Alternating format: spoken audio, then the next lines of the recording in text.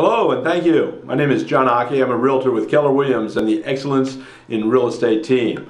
And this is part 6 of the 6-part video series on the Dirty Dozen, avoiding the 12 biggest and most costly mistakes that a home buyer can make.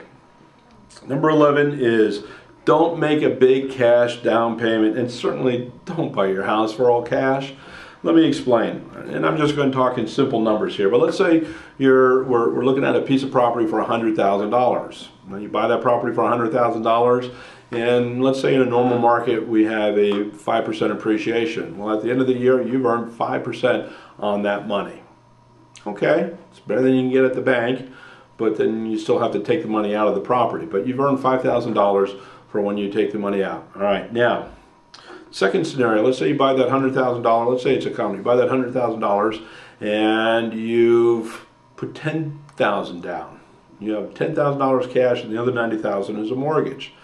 At the end of the year it still appreciates 5%, 5%, and so now you have that $5,000 appreciation on a $10,000 investment. That's a 50% return on your money.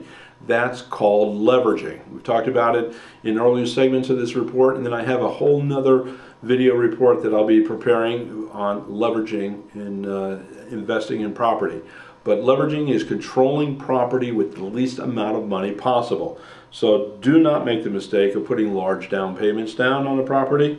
And what would happen if, for example, it turned out to be a bad home, a lemon, and now you can't get your money out of it? Okay, maybe one of the biggest problems is seniors. They're going to take their cash from a more expensive, larger home in the city. They buy a place out here in Riverside County, maybe in Hemet someplace, and they think they're going to pay all cash and we don't have a mortgage and we're all set for the rest of our life. And they get in here and a year later they decide they can't handle this association. They don't like the condo living. They just don't like anything about it.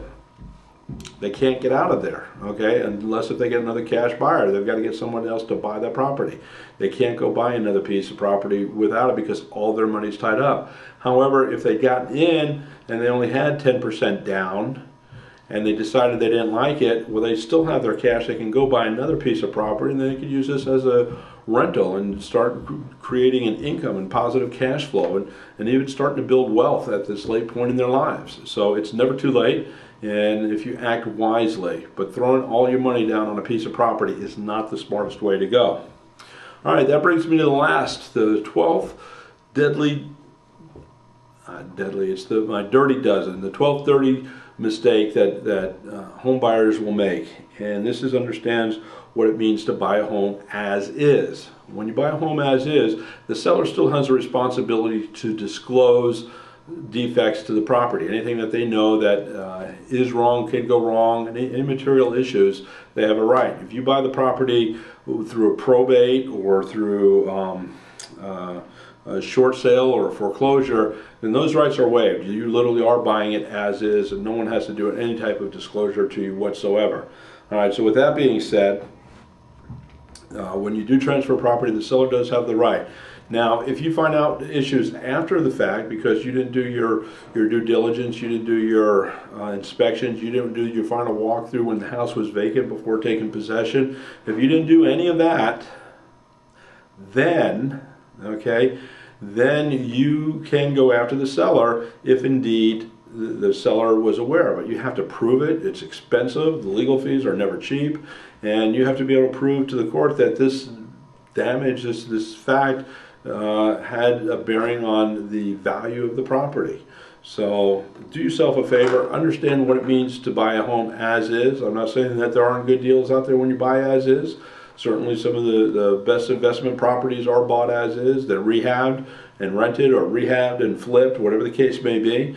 But understand it before you do it, okay? And look to the seller for their disclosures and full disclosures, and make sure you do your full inspection so that you know exactly what you're getting into when you get into it. All right, well, thanks so much. This is John Occhi with the Excellence in Real Estate team, wishing you and yours all the best.